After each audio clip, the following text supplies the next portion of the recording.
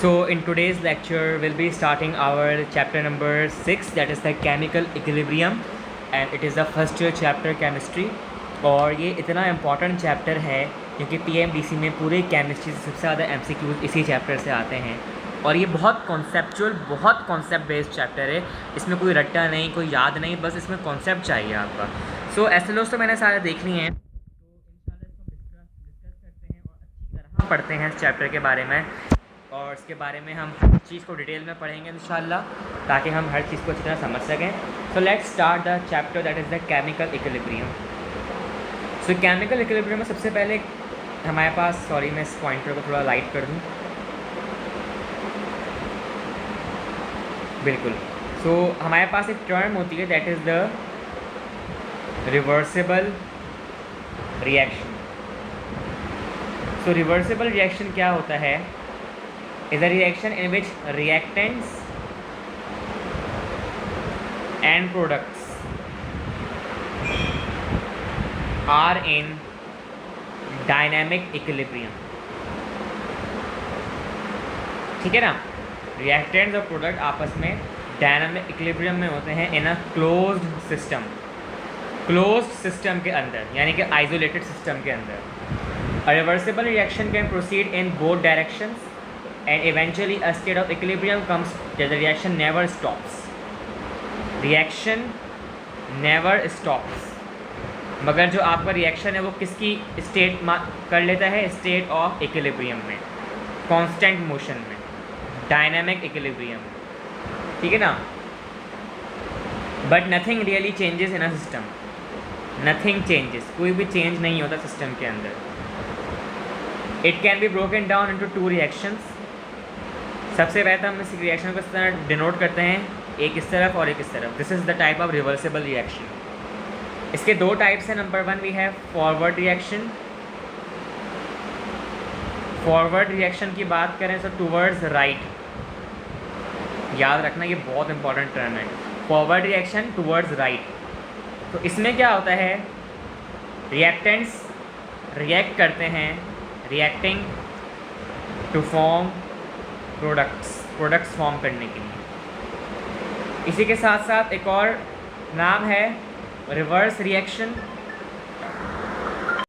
सो reverse reaction क्या होता है? So it means towards left. अच्छा, राइट बोलें तो फॉरवर्ड रिएक्शन इस तरफ, लेफ्ट बोलें तो रिवर्स रिएक्शन इस तरफ। ठीक है ना? So products disintegrating to form the reactants. Products अब वापस से टूट रहे हैं रिएक्टेंट्स के अंदर, और प्रोडक्ट्स कंबाइन हो रहे हैं, कंबाइनिंग टू फॉर्म रिएक्टेंट्स। तो ये टाइप होती है हमारे पास रिवर्सिबल रिएक्शन की। ठीक है ना? तो अभी मैं इसके एग्जांपल्स कराऊंगा ताकि आपकी और चीज़ें क्लियर हो जाएं इसके मुतालिक। अच्छा, एक हमारे पास टर्म होती है इर्रिवर्सिबल रिएक्शन, वो ऊपर ही बता देता हूँ मैं। सो इर्रिवर्सिबल रिएक्शन, इर्रिवर्सिबल रिएक्शन जो होता है प्रोसीड करता है इन ओनली वन डायरेक्शन में, एक ही डायरेक्शन में होता है। इसकी दो डायरेक्शन नहीं होती, या तो राइट होगा या फिर लेफ्ट होगा, बस दो डायरेक्शन कभी आपस में इक्विलिब्रियम में नहीं हो सकती। ठीक है ना? सो अब एक टर्म है स्टेट ऑफ डायनामिक इक्विलिब्रियम। सो ये क्या होता है? स्टेट ऑफ डायनामिक इक्विलिब्रियम, इसको पढ़ते हैं। ठीक है? So the state at which forward reaction R F is equal to reversible reaction या फिर reverse reaction is called the state of dynamic equilibrium. जब आपका फॉरवर्ड और रिवर्स रिएक्शन दोनों आपस में कोएग्जिस्ट कर जाएं, this is called the state of dynamic equilibrium. ठीक है ना? तो अच्छा, अब जो है, जो मैं बातें बताने जा रहा हूँ ना, अब गौर से सुनना उस बात। So we have equilibrium constant expression. एक टर्म है equilibrium constant expression for some important for some important reaction. ठीक है ना, तो इसके बारे में बात करते हैं। देखो ये जो मैं अब रिएक्शन और उससे कांस्टेंट लिखवाऊंगा ना, ये पीएमडीसी में रखे हुए आते हैं पेपर के सामने, तो इसलिए मैं करवा रहा हूँ, तो उसको याद कर लो। So first of all we have CH3COOH ethanoic acid coexist with the CH3COOC2H5 which is the ester group, methyl ethanoate plus H2O। और इसके लिए जो Kc है, equilibrium constant expression is x² / A-x B-x, याद कर लो। Number 2, PCl5 coexist with the phosphorus pentachloride PCl3 phosphorus trichloride with the chlorine diatomic molecule. So Kc for this reaction is x² / Va-x, याद कर लो। Number 3, N2O4 most important reaction coexist with 2NO2। Kc इसकी नहीं याद कर लो, equilibrium constant 4x² / Va-x, ठीक है ना, याद कर लो। आगे बढ़ते हैं, नंबर 4 पे आ जाओ। We have last, this is N2 + 3H2 and here we will get ammonia 2NH3 and Kc for this we have 4x² V² / A-x B-3x की पावर क्यूब, याद कर लो। बस ये 4 केसीज के एक्सप्रेशन जो हैं आप याद कर लो, ठीक है ना। सो अब देखो एक चीज़ होती है जो मैं बताने जा रहा हूँ, उस चीज़ के बगैर आप आगे नहीं बढ़ सकते, ठीक है ना। अब जैसे कि मैंने ये लिखा reaction, for example N2 + 3H2, reaction proceed हुआ इस तरह 2NH3, तो Kc तो मैंने बता दिया इसके लिए ये है, मगर Kc in the form of एक टर्म होती है कि जिसमें हम रखते हैं रिएक्टेंट्स ओवर प्रोडक्ट्स, ठीक है ना। तो एक टर्म होती है इसमें हम कहते हैं रिएक्टेंट्स ओवर प्रोडक्ट्स या फिर प्रोडक्ट्स ओवर रिएक्टेंट्स। तो इस तरीके को समझना होगा आपको कि ये क्या होती है बात। देखो ये Kc है मेरे पास, बल्कि मैं एक टर्म बना लेता हूँ यहाँ पर। अब जो मैंने पढ़ाया उस सबको भूल जाओ, मतलब एक हद तक तो याद रखा, अब आगे बात के लिए उन सबको भूल जाओ और अब जो मैं कह रहा हूँ उस बात को समझो। फॉर एग्जांपल लेट सपोज मेरे पास ये A है गैशियस फॉर्म में और ये B है, ये भी गैशियस फॉर्म में, या फिर ऐसे ही ले लूँ। A के मोल्स हैं A और B के मोल्स हैं B, small b। Dynamic equilibrium में कोएग्जिस्ट किया C के गैशियस मोल के साथ और D के गैशियस मोल के साथ। C के मोल्स हैं स्मॉल c, D के मोल्स हैं स्मॉल d। तो अब इस रिएक्शन के लिए Kc क्या होगा, कैसे तुम Kc की वैल्यू को प्रिडिक्ट करोगे? बहुत आसान है। Kc = C/C के मोल्स D/D के मोल्स ओवर A/A के मोल्स B/B के moles, sorry small b। So for this reaction we have a Kc expression. सो अगर पेपर में कहा जाए कि N2 + 3H2 2NH3 का Kc लिखो या आ जाए, तो अगर इसमें ये वाला ऑप्शन ना दिया हो जो मैंने बनाया है 4x² V² वाला, तो क्या दिया हुआ होगा? इसका करेक्ट आंसर क्या होगा? Kc = NH3 प्रोडक्ट्स का मोल्स 2 ओवर रिएक्टेंट्स N2 और H2 कितने मोल्स हैं? 3 moles. So this is the Kc expression for this reaction. So इस तरीके से आप Kc की वैल्यू को लिख सकते हो।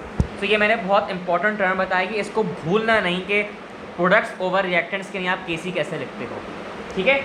एक और एग्जांपल करा दूँ तो मसला तो नहीं है, चलो मैं करा देता हूँ। N2O4 2NO2, इसके लिए Kc क्या होगा भाई? NO2 के मोल्स कितने हैं? 2 प्रोडक्ट्स के over reactants N2O4। This is the Kc expression for this reaction, इस तरीके से। सो अब मेरे पास एप्लीकेशंस हैं for equilibrium constant Kc, applications of equilibrium constant. तो ये क्या है यार, इसको पढ़ते हैं, ठीक है। सो अब जो मैं ये एप्लीकेशंस पढ़ाने जा रहा हूँ, इसको ऐसा जहन में बिठा लो कि बस। तो सबसे पहले वी हैव Kc की value, Kc equilibrium constant greater होगा प्रोडक्ट्स ओवर रिएक्टेंट। अगर मेरे पास प्रोडक्ट्स की कॉन्सेंट्रेशन ज़्यादा है और रिएक्टेंट्स की कॉन्सेंट्रेशन कम है, सो क्या होगा, आपका जो रिएक्शन है वो प्रोसीड होगा फॉरवर्ड रिएक्शन के अंदर।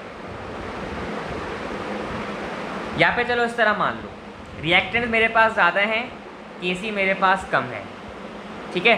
रिएक्शन कहाँ होगा, फॉरवर्ड रिएक्शन में।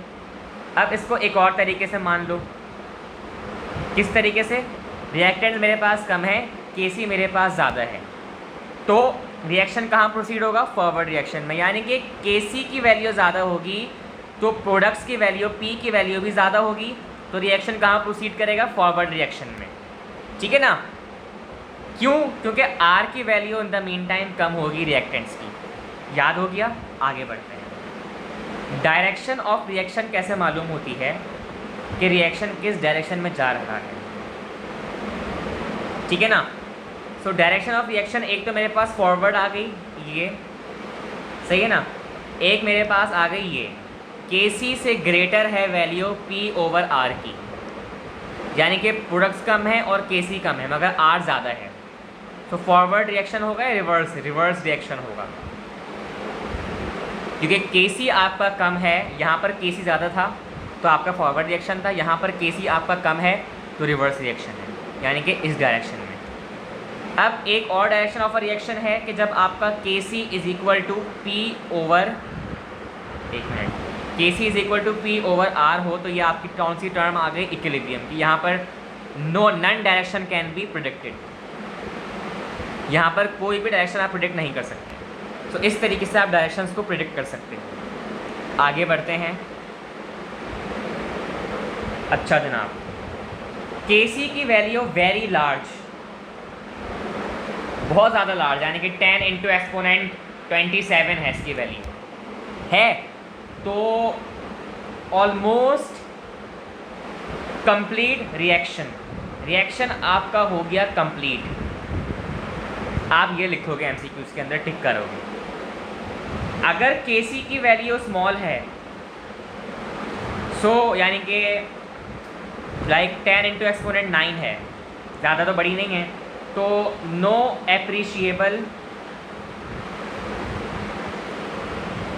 एप्रिशिएबल फॉरवर्ड रिएक्शन, ज़्यादा फॉरवर्ड रिएक्शन नहीं हो रहा, सही है ना।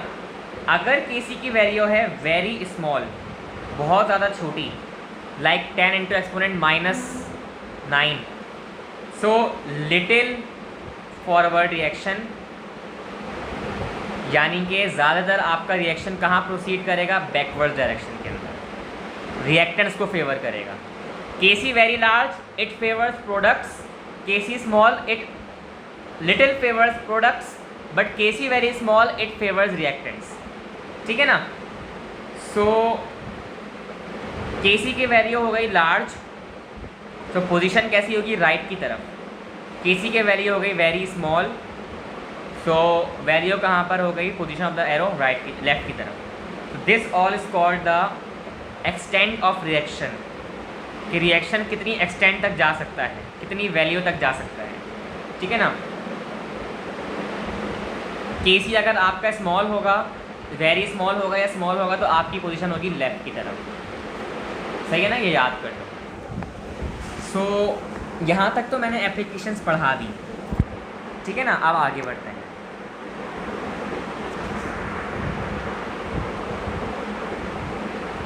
सो आगे इस तरह बढ़ते हैं कि अब मेरे पास एक टर्म है, दैट इज़ द ले शैटलियर प्रिंसिपल। बल्कि ले शैटलियर प्रिंसिपल से पहले मैं एक चीज़ पढ़ाना चाहता हूँ, that is the graphical representation of chemical equilibrium, ठीक है ना। सो ग्राफिकल रिप्रेजेंटेशन पढ़ते हैं। अच्छा एक बात और,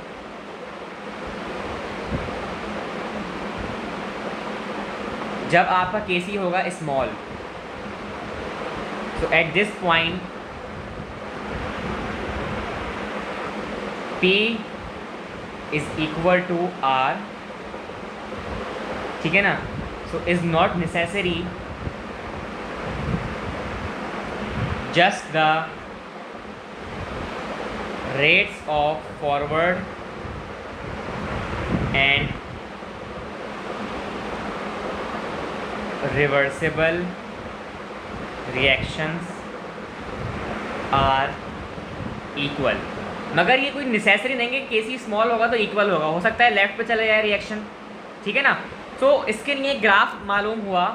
फॉर एग्जांपल मेरे पास एक ये वाई एक्सिस है, ये एक्स एक्सिस है, यहाँ पर ओ है, वाई है, यहाँ पर ओ है, यहाँ पर मैंने लिख दी कॉन्सेंट्रेशन इंक्रीज़ हो रही है, यहाँ पर मैंने लिखा टाइम के साथ साथ, ठीक है ना। सो यहाँ मेरे पास कॉन्सेंट्रेशन ऑफ ए है, इस तरह जा रही है, और कॉन्सेंट्रेशन ऑफ बी है जो कि इस तरह जा रही है, और इनके बीच में एक इक्विलिब्रियम स्टेट डेवलप हो गई है। तो यहाँ पर मेरे पास A is equal to B, और यहाँ पर मेरे पास C is equal to D, ठीक है ना। So reversible reaction and state of equilibrium मैंने यहाँ पर दिखाई दी। सो यहाँ पर products is equal to reactants, so this is called the chemical equilibrium graph. यहाँ पर products is equal to reactants, एक डायनामिक इक्विलिब्रियम की फॉर्म में आपके पास एक चीज़ इस्टेब्लिश हो चुकी है। सो दिस इज़ कॉल्ड ग्राफ, जो मुझे बनाना था और आपको दिखाना था, ठीक है। आगे बढ़ते हैं।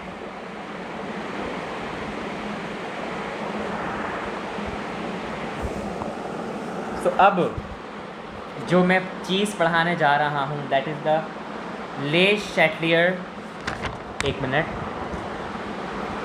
ले शैटलियर प्रिंसिपल, कि ये क्या होता है। सो भाई ये एक ऐसी चीज़ है जो आपको समझनी पड़ेगी। वो क्या है? Le Chatelier principle states if a change is imposed, अगर मैं कोई चेंज इम्पोज करता हूँ ज़बरदस्ती ऑन अ सिस्टम या रिएक्शन के अंदर जो कि इक्विलिब्रियम पर था पहले, the position of the equilibrium, तो अब जो पोजीशन थी होगी इक्विलिब्रियम की, वो शिफ्ट कर जाएगी कुछ इस तरह इन अ डायरेक्शन, एक ऐसी डायरेक्शन में विच टेंड्स टू, जो कि चाहेगी कि मैं रिड्यूस कर दूं उस चेंज को। अब फॉर एग्जांपल एक केमिकल रिएक्शन था, मैंने उसके अंदर एक एक्स्ट्रा एडिशन ऐड कर दिया, एक एक्स्ट्रा चेंज ला दिया मैंने। अब वो केमिकल रिएक्शन ये करेगा कि मेरे चेंज को अपोज करने की कोशिश करेगा। दैट इज़ कॉल्ड द ले शैटलियर प्रिंसिपल। जैसे फिजिक्स में हमने इलेक्ट्रोमैग्नेटिक इंडक्शन में पढ़ा था लेंजेस लॉ, ईएमएफ प्रोड्यूस हो रही थी मगर वो ईएमएफ चेंज कर रही थी जिसको प्रोड्यूस किया गया था। यही चेंज जो मैं यहाँ पर लाया हूँ केमिकल रिएक्शन के अंदर, यही चेंज कहेगा कि भाई मुझे तुम्हें अपोज करना है। सो अब इसको मैं कैसे मालूम करूँगा? आओ पढ़ते हैं, ठीक है ना। सो फॉर एग्जांपल मेरे पास ये रिएक्टेंट्स हैं, इसको याद कर लो, इसके अलावा कहीं से एमसीक्यूज नहीं आते इस चैप्टर से। रिएक्टेंट्स और प्रोडक्ट्स आपस में इक्विलिब्रियम पर है, सही है ना। मैंने क्या क्या किया, मैंने कॉन्सेंट्रेशन ऑफ द प्रोडक्ट्स कर दी इंक्रीज, ठीक है ना। मैंने कॉन्सेंट्रेशन ऑफ द प्रोडक्ट्स कर दी इंक्रीज, तो मेरा रिएक्शन जा रहा है फॉरवर्ड डायरेक्शन में, मगर चेंज करना है। रिएक्शन कह रहा है कि प्रोडक्ट्स की कॉन्सेंट्रेशन इंक्रीज कर दी, तो मैं तो उसको अपोज करूँगा ना। तो रिएक्शन किस डायरेक्शन में होगा? असल में reaction will shift towards the reverse या फिर बैकवर्ड डायरेक्शन। रिएक्शन कहेगा कि नहीं भाई मैं प्रोडक्ट्स की कॉन्सेंट्रेशन को नहीं बढ़ने दूंगा, मैं रिएक्शन की कॉन्सेंट्रेशन को बढ़ाऊंगा, तो रिएक्टेंट्स आपस में बढ़ेंगे, तो रिवर्स डायरेक्शन में आपका रिएक्शन होगा। तो ये अफेक्ट होता है कॉन्सेंट्रेशन का। फॉर एग्जांपल मैं यहाँ पर बना दूँ N2O4 रिएक्शन है और 2NO2 है, तो मुझे बताओ कि रिएक्शन किस डायरेक्शन में होगा आगे। कॉन्सेंट्रेशन यहाँ पर 1 मोल है, यहाँ पर 2 मोल है, यानी कि प्रोडक्ट्स की कॉन्सेंट्रेशन ज़्यादा है, so reaction will shift towards the backward direction. Reaction कहेगा कि नहीं मैं 1N2O4 की कॉन्सेंट्रेशन को बढ़ाऊंगा, रिवर्स डायरेक्शन में आपका रिएक्शन प्रिडिक्ट होगा। तो इस तरीके से आप अफेक्ट ऑफ कॉन्सेंट्रेशन को मालूम कर सकते हो ले शैटलियर प्रिंसिपल के ज़रिए। अब अफेक्ट ऑफ प्रेशर क्या होता है इसको पढ़ते हैं। For example 2SO2 sulphur dioxide plus O2 2SO2, ठीक है ना। तो ये मेरे पास एक रिएक्शन है। तो अब एक चीज़ को समझ लो, when the pressure is reduced, जब भी मैं प्रेशर को कम करूँगा, द सिस्टम जो है मेरे पास will shift towards so as to increase the volume. यानी कि इसका मतलब ये है, जब भी मैं प्रेशर को रिड्यूस करूँगा तो इक्विलिब्रियम कैसा चाहेगा कि वो वॉल्यूम को इंक्रीज करे, क्योंकि प्रेशर रिड्यूस और वॉल्यूम इंक्रीज इनवर्स प्रोपोर्शन हमने पढ़ा था गैस लॉ, बॉयल्स लॉ में। सो equilibrium position in this reaction will shift towards the side involving the smaller number of gaseous molecules हैं। ये क्या बात हो गई भाई, क्या मुझे समझ नहीं आ रहा भाई, यहाँ बता दो मुझे। नंबर ऑफ मॉलिक्यूल्स किसके ज़्यादा हैं इस रिएक्शन में? ऑब्वियस है रिएक्टेंट्स के ज़्यादा है ना, 2SO2 प्लस O2। SO2 तो खाली बेचारा एक ही है। तो रिएक्शन कहाँ प्रोसीड होगा? Will shift so as to increase the volume. तो रिएक्शन मेरा कहाँ, अगर मैं इस वाले रिएक्शन में दोबारा 2SO2 प्लस O2 और 2SO2 मैंने इसका प्रेशर कर दिया रिड्यूस, तो रिएक्शन मेरा कहाँ प्रोसीड होगा? इन्वॉल्विंग हाई नंबर ऑफ जहाँ पर लेस नंबर ऑफ वॉल्यूम होगा वहाँ पर चाहेगा कि ज़्यादा वॉल्यूम हो, तो reaction will shift towards the forward direction. इसी तरह अगर मैं इस रिएक्शन का प्रेशर कर दूँ इंक्रीज़, तो रिएक्शन चाहेगा कि जहाँ पर ज़्यादा नंबर ऑफ वॉल्यूम है मैं वहाँ जाऊँ, सही है ना। सो रिएक्शन आपका कहाँ प्रोसीड होगा? बैकवर्ड डायरेक्शन के अंदर, ठीक है ना। सो this is the effect of pressure. अच्छा भाई आगे बढ़ते हैं, ये बात भी समझ आ गई, ठीक है ना। सो अब मेरे पास दो रिएक्शंस होते हैं, एक्सोथर्मिक और एक होता है एंडोथर्मिक, ठीक है ना। सो अब इस बात को समझ लो, इस दोनों टॉपिक्स की ही मदद से आप आगे अपना चैप्टर पढ़ सकते हो। So reaction in which heat liberates, जिसमें हीट जो है लिबरेट होती है, बाहर निकलती है, यहाँ पर हीट रिलीजिंग रिएक्शन या फिर बॉन्ड को breaking reaction, bond formation reaction, bond forming reaction, जब आपस में बॉन्ड जो है बन रहा हो, तो उस रिएक्शन को हम कहते हैं एक्सोथर्मिक। और ऐसा रिएक्शन जहाँ पर बॉन्ड जो है आपका एब्जॉर्ब करे हीट को और बॉन्ड को करे break, so that reaction is called endothermic, ठीक है ना। सो ये आपके पास दो टर्म्स हैं। सो अब एक्सोथर्मिक और एंडोथर्मिक रिएक्शंस का जो टॉपिक है that is called the temperature effect on equilibrium according to the Le Chatelier principal. अभी हमने कॉन्सनट्रेशन का पढ़ा और प्रेशर का पढ़ा कि किस डायरेक्शन में शिफ्ट होगा। अब हम पढ़ेंगे टेम्परेचर इफेक्ट। तो याद रखो, जब मेरे पास एंडोथर्मिक रिएक्शन होगा, endothermic which is heat absorbing and bond breaking, so it will be always denoted by the positive sign delta H is equal to positive, ठीक है ना। और in endothermic left side of equation जो होगी आपकी, और उसके बाद आपको प्लस में आपको दिया हुआ होगा साइन, और that would be endothermic reaction. So अगर मैं टेम्परेचर को एंडोथर्मिक रिएक्शन में, फॉर एग्जांपल मैं बना देता हूँ, यहाँ पर मैं बना देता हूँ ताकि आपको समझ आ जाए। मेरे पास ये रिएक्शन है N2O4 NO2 बॉन्ड ब्रेक हुआ और गैस, और ये आपके पास रिएक्शन था पॉजिटिव 57.2 किलो जूल मोल में डेल्टा हीट, ठीक है ना। तो आपने देख के बता दिया पॉजिटिव साइन से द रिएक्शन इज एंडोथर्मिक। हाँ भाई सही है। तो अगर एंडोथर्मिक रिएक्शन हो मेरे पास MCQs में, और उसका अगर टेम्परेचर इंक्रीज़ कर दिया जाए, सो रिएक्शन शिफ्ट करेगा फॉरवर्ड डायरेक्शन में। अगर उसका टेम्परेचर ऑटोमेटिकली डिक्रीज़ किया जाए तो रिएक्शन कहाँ करेगा शिफ्ट? बैकवर्ड डायरेक्शन में। तो ये तो मैंने बड़ी आसानी से बता दिया। अब इसी तरह अगर मेरे पास एक्सोथर्मिक रिएक्शन हो, और वो एक्सोथर्मिक रिएक्शन की मैं इक्वेशन आपके सामने यहाँ लिख देता हूँ, that is 2SO2 plus O2 और 1 मिनट मैं इसको पहले देख लेता हूँ, सही है, हाँ बिल्कुल सही है। सो ये मेरे पास 2SO2 प्लस O2 और ये मेरे पास हुआ 2SO3 और डेल्टा H इसका है -198 किलो जूल। तो आपने माइनस देख के बताते हैं रिएक्शन है एक्सोथर्मिक। तो एक्सोथर्मिक रिएक्शन में अगर टेम्परेचर इंक्रीज़ कर दूंगा तो reaction will shift towards left, और अगर मैं टेम्परेचर डिक्रीज़ कर दूंगा तो reaction will shift towards right. So मैंने किस तरह याद किया था इसको, मैंने सिर्फ एंडोथर्मिक के बारे में याद किया था कि अगर टेम्परेचर इंक्रीज़ कर दूंगा रिएक्शन लेफ्ट पे राइट पे प्रोड्यूस करेगा, और डिक्रीज़ कर दूंगा तो लेफ्ट पर। तो एक्सोथर्मिक मुझे ऑटोमेटिकली आ गया था, ठीक है ना।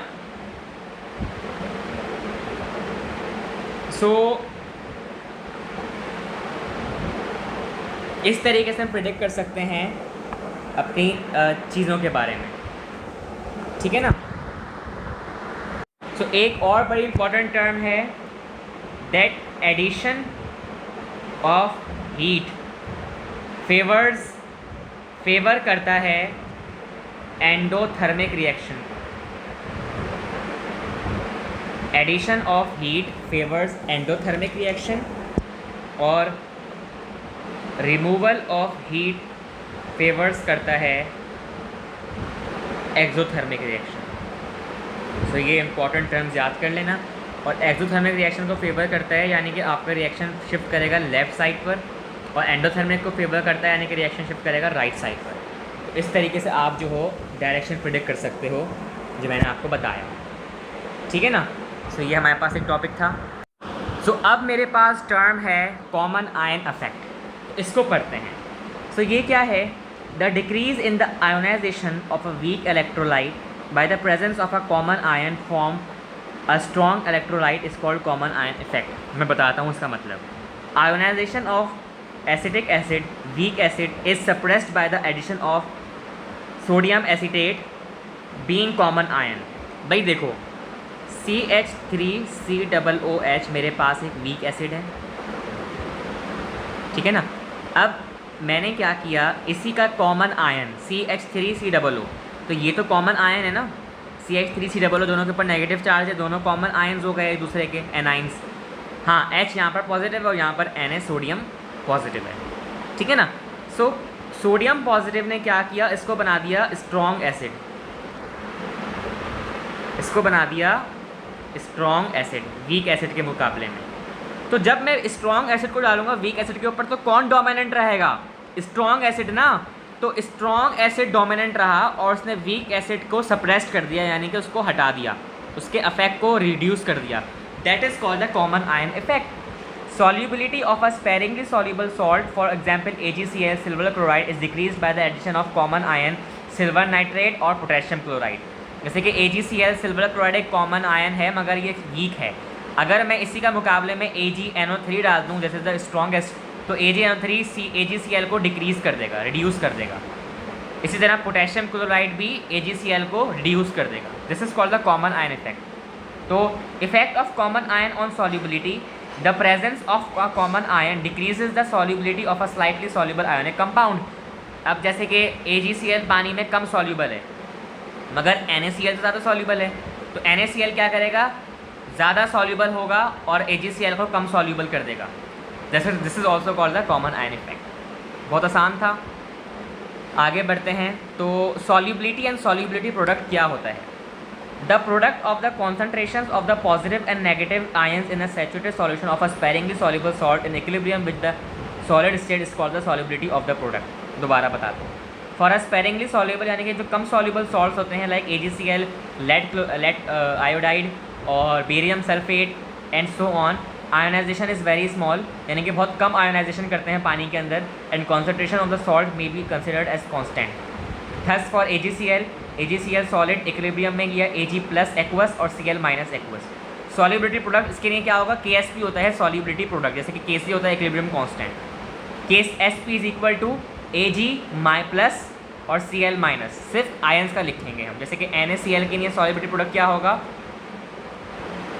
Na प्लस और Cl minus, this is called the solubility product. तो solubility product, but if the solubility of AgCl at a given temperature is S mole litre 1, then Ag plus is equal to S and Cl is equal to Ksp is equal to, इसको छोड़ दो, सिर्फ याद रखो S is equal to root Ksp। Thus, solubility product of an electrolyte solution may be defined as the product of the ionic concentration in its saturated solution at a constant temperature। भाई ionic concentration क्या है, जैसे कि NaCl में Na plus Cl ionic concentration हैं, तो Ksp इन दोनों का प्रोडक्ट्स है, बस ये याद रखो सॉलिबिलिटी और सॉलिबिलिटी प्रोडक्ट के अंदर। कंडीशंस फॉर प्रेसिपिटेशन, प्रेसिपिटेशन क्या होती है, झाग बनना, जब आपका पानी के अंदर आपकी जो मट्टी है फॉर एग्जांपल वो डिज़ोल्व नहीं हो रही तो वो प्रेसिपिटेट करती है, जो चीज़ डिज़ोल्व नहीं होती उसे हम कहते हैं प्रेसिपिटेट। तो if for a solution of an electrolyte, अगर आपका Ksp ज़्यादा है ionic product, the solution is unsaturated that no precipitation. अगर Ksp ग्रेटर है, क्या कहते हैं, रिएक्शन कोशेंट से एक टर्म होती है, सो आपके प्रेसिपिटेशन नहीं हो रही। आयोनिक प्रोडक्ट अगर आपका जो Ksp है वो इसके बराबर है तो सॉल्यूशन इज सैचुरेटेड, मगर प्रेसिपिटेशन फिर भी नहीं हो रही। मगर अगर आपका Ksp से ज़्यादा है Q, तो ionic product the solution is super saturated और प्रेसिपिटेशन आपकी हो रही है। समझ गए भाई, अगर Ksp ज़्यादा है तो प्रेसिपिटेशन नहीं हो रही, यानी कि सॉल्यूशन अनसैचुरेटेड है। Ksp बराबर है Q के, सॉल्यूशन सैचुरेटेड तो है मगर प्रेसिपिटेशन फिर भी नहीं हो रही। मगर Ksp कम है और Q ज़्यादा है तो सॉल्यूशन हो गया सुपर सैचुरेटेड और आपकी प्रेसिपिटेशन होगी। This is called the ionization of the solubility product या फिर effect of precipitation on the solubility product. इस तरीके से हम पढ़ सकते हैं। सो आगे बढ़ते हैं और डिस्कस करते हैं और टॉपिक्स को। बस ये लास्ट हमारे पास टॉपिक है अब इसके बाद। So we have Haber's process of synthesis of ammonia. ये क्या है, इसको पढ़ते हैं। Ammonia is a widely use to manufacture fertilisers and explosives, याद कर लो। The Haber-Bosch process is used to produce tremendous amount of ammonia out of nitrogen gas and hydrogen gas under high pressure। N2 gas form में, hydrogen gas form में, 2NH3 gas form में।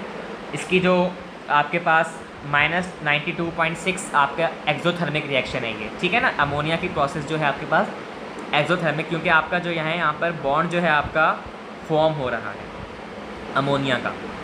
Adding more N2 gas and more hydrogen gas will have no effect on the equilibrium constant, यानी कि equilibrium constant Kc concentration के ऊपर depend नहीं करता, ठीक है ना।